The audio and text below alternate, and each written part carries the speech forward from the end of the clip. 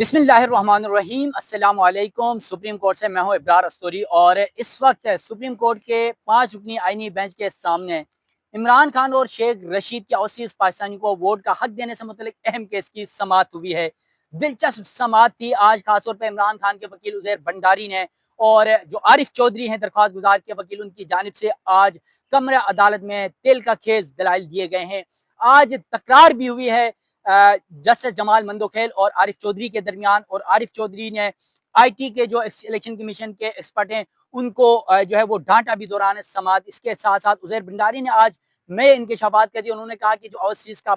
Vote है, पाकिस्तानियों का वोट है, वो इमरान खान का वोट है और इस खौफ से ये ओवरसीज को वोट का हक नहीं दे रहे हैं। इस पर जस्टिस मुर्शद इलाली ने भी आज दिलचस्प जवाब दिया है। और फिर एक वक्त ऐसा आया दौरान समाअत जब जस्टिस जमाल मंदोखेल ने से जब कहा गया सेनेट में इस कमेटी का जब जिक्र हुआ कि वहां पर नादरा की जानिब से, इलेक्शन कमीशन की जानिब से रिकॉर्ड फराहम किया गया और वहां पर कहा गया कि वोट का हक इसलिए नहीं दिया जा सकता क्योंकि ई वोटिंग के जरिए जो है वो हैकिंग हो सकती है। तो इस तमाम तर मामले पर जब ये बात हो रही थी तो जस्टिस जमाल मंदोखेल ने उसने कहा कि आरिफ चौधरी ने कि ये कैसे मुमकिन हो सकता है। तो इस दौरान जस्टिस जमाल मंदोखेल ने कहा कि अगर आप जिस तरह की बात करें इससे क्या हम पार्लियामेंट बंद कर दें। तो उस पर फिर आरिफ चौधरी वकील हैं, उन्होंने कहा कि आप यहाँ पार्लियामेंट बंद करने की बात करें, यहाँ तो पार्लियामेंट के जरिए सुप्रीम कोर्ट बंद कर दी जा रही है। तो उस पर बड़ी तकरार भी हुई है। उस तमाम तर मामले की सूरत हाल भी आपके सामने रखूंगा। और फिर जस्टिस जमाल मंदोखेल, जस्टिस मोहम्मद अली मजहर, जस्टिस हसन अजहर रिजवी और फिर जस्टिस मुर्शद इलाली के जो दिलचस्प रिमार्क्स थे वो भी आपके सामने रखने जा रहा हूँ। इसके साथ साथ आज के समाज में इमरान खान के वकील उजैर भंडारी ने बड़े दिलचस्प दलाइल दिए हैं और ओवरसीज पाकिस्तानियों के वोट के हक के हवाले से। और फिर आज ये भी इंकशाफ हुआ कि किस किस मुल्क के लोगों ने, जब ई वोटिंग का प्रोसेस शुरू हुआ इलेक्शन जो पायलट प्रोजेक्ट के थे, तो वहाँ पर किस किस मुल्क से बैठकर पाकिस्तान के इस सिस्टम को हैक करने की कोशिश की गई, ये भी आज इंकशाफ हुआ है। तो आज समाज जस्टिस अमीनुद्दीन खान की सरबराही में 5 रुकनी आईनी बेंच कर रहा था। शेख रशीद और इमरान खान की यह दरख्वास्त थी और इमरान खान के वकील जो हैं वो उजैर भंडारी अदालत के सामने पेश हुए। आज समाज का जो अहवाल है वो आपके सामने रखने जा रहा हूँ। जब आज समाज शुरू हुई तो जस्टिस मोहम्मद अली मजहर ने शुरू में ही ये सवाल पूछा कि जो एक्ट बनाया गया था, इलेक्शन एक्ट जो था, उसमें ओवरसीज पाकिस्तानियों को वोटिंग के हवाले से पायलट प्रोजेक्ट की बात हुई थी, क्या वो खत्म हुआ है या इस वक्त मौजूद है। और फिर उन्होंने कहा कि ओवरसीज पाकिस्तानियों को वोट जो है वो पायलट प्रोजेक्ट के जरिए किस किस मुल्क में कराया गया उसकी तफसीलात भी बताएं। और कहा कि जब ये बात हुई तो उन्होंने इलेक्शन कमीशन की जानिब से कहा गया है कि हमने पायलट प्रोजेक्ट के जरिए तकरीबन 7 से 10 हज़ार जो है वोट के पायलट प्रोजेक्ट के जरिए ई वोटिंग कराई, लेकिन उस पर हैकिंग का मसला दरपेश आया और हैकिंग भी हुई। और फिर उन्होंने उन मुल्क के नाम लिए, वो भी मैं आपके सामने रखूंगा। तो इस पर कहा, फिर इन्होंने बताया कि एक तो ई वोटिंग से ये होता है कि जो सिक्रेसी है वो खत्म हो जाती है। तो इस पर मोहम्मद अली मजहर ने कहा इस वोटिंग में सिक्रेसी कैसे ओपन होती है, आप हमें ये बताएं। और कहा कि दुनिया के दूसरे ममालिक में ओवरसीज को वोट कास्ट करने का तरीकाकार क्या है, वहां पर वोट किस तरह कास्ट करवाया जाता है, क्या वोट कास्ट करने का हक भी है या नहीं है, इस हवाले से भी बताएं। और फिर इस दौरान कहा गया कि जस्टिस मोहम्मद अली मजहर से जब इलेक्शन कमीशन के वकील ने कहा कि जब इसमें हैकिंग का मसला आ रहा है, सारा कुछ हो रहा है, तो जस्टिस मोहम्मद अली मजहर ने कहा कि क्या आपने फायर वॉल नहीं लगाई। तो उन्होंने कहा जी हमने फायर वॉल तो लगाई हुई है। तो फिर कहा कि फायर वॉल लगाने के बावजूद फिर हैकिंग कैसे हो रही है। तो उस पर जो आईटी एक्सपर्ट थे इलेक्शन कमीशन के, उन्होंने कहा कि हमने स्पेनिश गवर्नमेंट समेत जो दिगर माहिरीन हैं इस हवाले से, जो एक्सपर्ट्स हैं, उनकी हमने राय लेने की कोशिश की, इस पर हमने बड़ी रिसर्च करवाई, लेकिन ये जो ई वोटिंग का प्रोसेस है ये गैर महफूज है। जब ये बात की तो जस्टिस मोहम्मद अली मजहर ने कहा कि आप अगर ये बात कर रहे हैं कि एक पोर्टल है या फिर आपकी जो ई वोटिंग है वो अगर हैकिंग में जा रही है तो इसका मतलब है जो वेबसाइट्स हैं वो भी तो हैक हो सकती हैं। और फिर कहा कि जो सुप्रीम कोर्ट की इतनी बड़ी वेबसाइट है, वज़ीर आज़म हाउस की वेबसाइट है, दीगर इदारों की वेबसाइट है, वो भी तो फिर हैक हो रही है। और फिर आपके फाइल वॉल लगाने का क्या फायदा है। फिर या तो आपने अच्छी फाइल वॉल लगाई नहीं है, और अगर आपने अच्छी फाइल लगाई है तो फिर हैकिंग क्यों हो रही है ये भी बताएं। इसके अलावा जस्टिस मोहम्मद अली मजहर ने कहा कि दुनिया के दिगर ममालिक में जो पाकिस्तान के हाई कमीशन है उनके मुतल्लिका दफातर में ई वोटिंग की जो मशीन है वो लगाकर भी वोटिंग कराई जा सकती है। इस पर वकील उजैर भंडारी जो इमरान खान के वकील हैं, उन्होंने कहा कि इलेक्शन कमीशन समेत तमाम स्टेक होल्डर्स को ये जब मामला आया, कहा गया कि सेनेट कमेटी ने, इलेक्शन कमीशन ने कहा कि ई वोटिंग का जो प्रोसेस है तमाम तर तफसीलात उनको बताई गई, तो उन्होंने इस मामले को कहा कि ये वाकई हैकिंग का मामला जरूर है। तो उस पर वकील उजैर भंडारी ने कहा कि इलेक्शन कमीशन समेत तमाम स्टेक होल्डर्स को कमेटी ने बुलाया, वहां से इलेक्शन कमीशन गई और फिर वहां पर नादरा को नहीं बुलाया गया। और फिर उजैर भंडारी ने कहा कि 2014 में सुप्रीम कोर्ट ने कहा अगर कोई कानून इस हवाले से, वोटिंग के हवाले से मौजूद है तो वेल एंड गुड, नहीं भी है तो खास तौर पर जो ओवरसीज पाकिस्तान को वोट के हक के हवाले से, तो उस पर उनको बाउंड किया कि ओवरसीज को वोट का हक हासिल है। इसके अलावा उजैर भंडारी ने कहा कि आर्टिकल 17 सुप्रीम कोर्ट का अपना फैसला भी है और आर्टिकल 17 है आइन का, उसमें अमल दरामद हर सूरत होना चाहिए और सुप्रीम कोर्ट के फैसले पर अमल दरामद हो कि ओवरसीज पाकिस्तानियों को वोट का हक हासिल है। और इस हवाले से भंडारी ने कहा कि नादरा ने इलेक्शन कमीशन को प्रपोजल दिया इसके बाद इस हवाले से, लेकिन इलेक्शन कमीशन ने नादरा का जो प्रपोजल है उसका जवाब तक नहीं दिया। इस पर फिर अदालत की जानिब से बताया गया कि प्रपोजल का जो जवाब था वो दिया गया है और आपको शायद जवाब नहीं मिला। तो उन्होंने कहा कि मैंने आज सुबह भी अदालती अमले से पूछा लेकिन उसका जवाब जमा नहीं हुआ। फिर जस्टिस हसन अजहर रिजवी और जस्टिस अमीनुद्दीन खान ने कहा नहीं, ऐसी बात नहीं है, 2023 में उन्होंने कापी निकाल के दिखाई, ये जमा हुआ है। फिर उसके बाद जो उजैर भंडारी उन्होंने कहा कि ये जब हैकिंग की बात कर रहे हैं तो कहा कि हैकिंग का मसला सिर्फ इनके लिए नहीं है, क्या दूसरी दुनिया के और ममालिक के लिए नहीं है? अगर आप देख लें पूरी दुनिया में जो बैंकिंग का निज़ाम है, अगर वो इंटरनेट के ज़रिए ही चल रहा है, तो फिर वो हैकिंग, उसमें हैकिंग क्यों नहीं हो रही है? सिर्फ इनके ही जो प्रोजेक्ट हैं या इनका पोर्टल है या इलेक्शन कमीशन का ई-वोटिंग का जो सिस्टम है उसको हैक किया जा रहा है। फिर अदालत की जानिब से ये भी कहा गया कि जस्टिस शाहिद मोहम्मद अली मज़हर ने ये बात की थी कि यकीनन ई-वोटिंग से वोटिंग कराई जा सकती है, ई-वोटिंग मशीन से, लेकिन जो मोबाइल से घर-घर बैठ कर जो वोटिंग का प्रोसेस होता है वो शायद मुश्किल हो जाए और शायद वो मुमकिन ना भी हो। तो इस दौरान जो है उजैर भंडारी, इमरान खान के वकील ने कहा यहाँ भी अगर कोई वोट कास्ट करने जाता है, यानी जब ये बात हो रही थी कि वोट की सेक्रेसी, यानी ये पता चल जाए कि यार ये वोट उसका है, वोट उसका है, तो वो हक मुतासिर हो जाता है। तो उस पर उन्होंने कहा कि यहाँ भी अगर कोई वोट कास्ट करने जाता है, क्योंकि इस दौरान इमरान खान और नवाज शरीफ का जिक्र किया उजैर भंडारी ने, वकील है इमरान खान के, उन्होंने कहा कि जब इलेक्शन यहाँ पर भी होता है तो पोलिंग बूथ के बाहर आप देख सकते हैं कि वहां पर जब भी जाता है कोई वोटर, देख लें अगर वो नवाज शरीफ का वोटर, उन्होंने पहले नवाज शरीफ का नाम दिया, कहा कि नवाज शरीफ का वोटर है तो वो यहाँ पर स्टिकर लगा के जाता है, ये नवाज शरीफ का वोटर है और नवाज शरीफ को वोट करने जा रहा है। अगर इमरान खान का वोटर है तो वो यहाँ पर बैनर लगा के जाता है, पोस्टर लगा के जाता है और बताता है, पता चल जाता है कि वो इमरान खान का वोटर है। तो वहां पर सिक्रेसी मुतासिर नहीं होती, तो यहाँ पर सिक्रेसी कैसे मुतासिर होती है? और ये जब बात हो रही थी तो जस्टिस जमाल मंदुखेल साहब की जानिब से उजैर भंडारी ने जब ये बात की तो मुसरत हिलाली, जस्टिस मुसरत हिलाली साहिबा ने कहा कि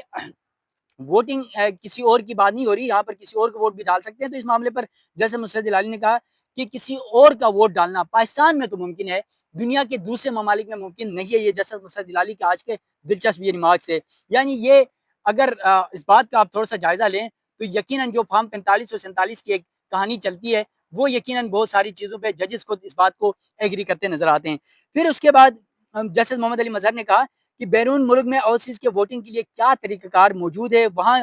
क्या तरीका होता है और दुनिया के बेशतर ममालिक में ये उजैर भंडारी ने जवाब दिया कि दुनिया के बेशतर ममालिक में इंटरनेट के ज़रिए, ई वोटिंग के ज़रिए वोट का हक दिया हुआ है ओवरसीज, जो उनके अपने ओवरसीज हैं उनको। तो इस पर जैसे मोहम्मद अली मजहर जब ये बात कर रहे थे और उजैर भंडारी जब ये बात कर रहे थे तो डायरेक्टर IT इलेक्शन कमीशन के उन्होंने कहा कि एक अलग पोर्टल क्यों नहीं बनाया जा सकता। उस पर डायरेक्टर IT से जब ये बात पूछा, IT अदालत के सामने पेश हुई जस्टिस मोहम्मद अली मजहर ने, और कहा कि हैकिंग में किसी और मुल्क को आप पर के इलेक्शन से क्या मसला है, ये भी बताएं। तो उस पर फिर उन्होंने कहा कि हर वेबसाइट पर भी जो है वो हैकिंग होती है और ओवरसीज का वोट इमरान खान का है। ये आज उन्होंने जिक्र किया है, खास तौर पे जो उजैर भंडारी साहब हैं उनकी जानिब से ये बात की गई है कि हर जगह जो ओवरसीज का वोट है वो इमरान खान का है। तो इस पर जस्टिस मुसरत हिलाली साहिबा ने जवाब दिया कि ये ज़रूरी नहीं कि वो वोट आपका ही हो। तो इस पर बड़ी मुस्कुराते हुए उन्होंने ये जवाब दिया था। इसके साथ साथ जब 2014 की बात हो रही थी और फिर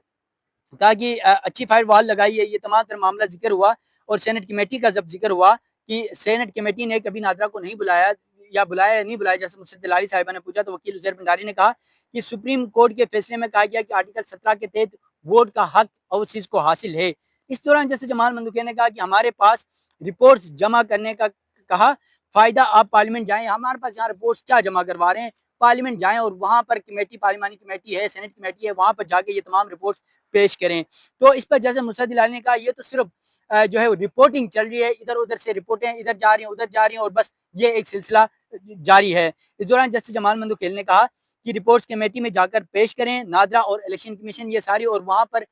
जो कमेटी है, सेनेट की कमेटी है, वो इस चीज़ को डिसाइड करे। तो इस दौरान जो उज़ैर भंडारी हैं उन्होंने कहा कि अदालत अपने फैसले पर अमल दरामद करवाए जो ओवरसीज़ पाकिस्तानी को वोट के हक से मुतल्लिक है। फिर जस्टिस जमाल मंदुखेल ने कहा कि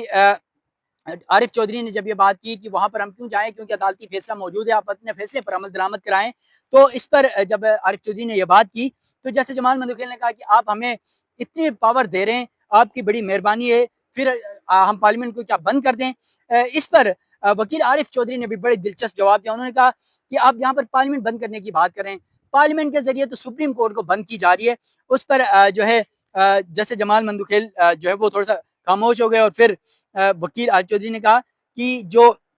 फंडामेंटल राइट्स हैं, जो बुनियादी हुकूक हैं, उसके लिए रुजू करने वालों को कह देते हैं, और जिन्होंने हुकूक हैं, उनके पास जाएँ। मतलब बुनियादी हुकूक अदालत कितने देने हैं, और अदालत से जब हम बुनियादी हुकूक की बात करते हैं, तो आप कहते हैं वहाँ चले जाएँ, और फिर आने वालों का तो मकसद ही खत्म हो गया। यानी सुप्रीम कोर्ट में अगर कोई आता है, तो उसका मकसद ही खत्म हो जाता है। फिर इस पर जो है जस्टिस जमाल मंदुखेल ने कहा, शुक्रिया आपने इतने इख्तियारात दिए कि हम पार्लियामेंट को क्या बंद कर दें। इस दौरान डायरेक्टर आईटी जो इलेक्शन कमीशन के हैं, वो अदालत के सामने पेश हुए। उन्होंने कहा कि हर ओवरसीज़ पाकिस्तानी को रसाई देने से हैकिंग का खतरा मज़ीद बढ़ जाता है, और पायलट प्रोजेक्ट पर जो इलेक्शन कमीशन ने शुरू किया था, उस पायलट प्रोजेक्ट पर इंडिया, इसराइल और फिलिपाइन से हैकिंग की कोशिश की गई। जबकि वकील इमरान खान उज़ैर भंडारी ने कहा कि इस तमाम तर मामले पर हमें इलेक्शन कमीशन पर कोई एतबार नहीं है, क्योंकि ओवरसीज़ पाकिस्तानियों का जो वोट है, वो इमरान खान का वोट है, इनका वोट नहीं है, और इसी बात पर तो इनको मसला है, और इसी बुनियाद पर हम इन पर इत्मीनान नहीं कर सकते हैं। अब अदालत की जानिब से इलेक्शन कमीशन से रिपोर्ट्स जो है वो फ़रीक़ैन को फराहम करने की हिदायत करते हुए समाअत गैर मुय्यना मुद्दत के लिए मुलतवी की गई है, और आज की समाअत में जैसे मोहम्मद अली मज़हर ने जो फाइवल वाल है, उस पर भी बड़े सवालात उठाए, और उन्होंने कहा कि जहाँ पर अदालतें इतनी बड़ी वेबसाइट्स मौजूद हैं, सुप्रीम कोर्ट की है,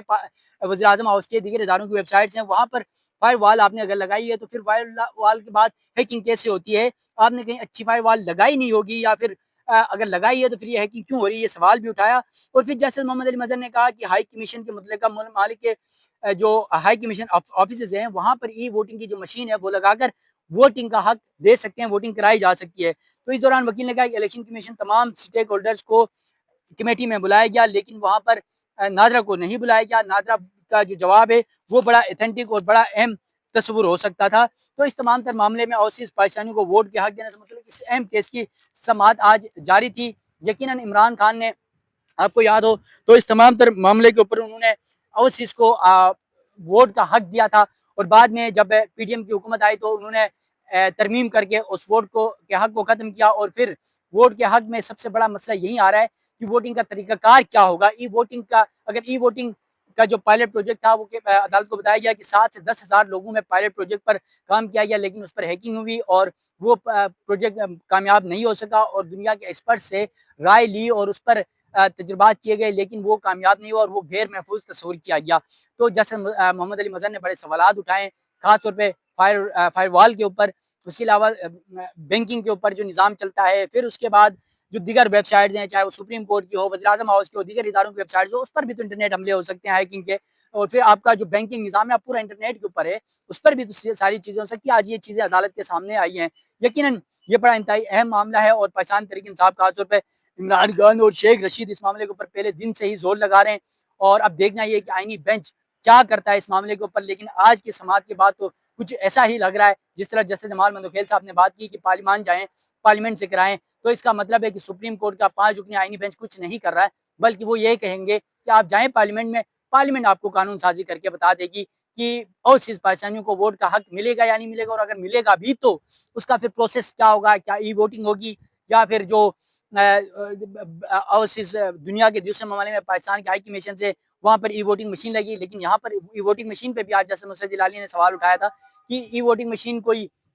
एक शहर में होगी, लेकिन पूरे मुल्क के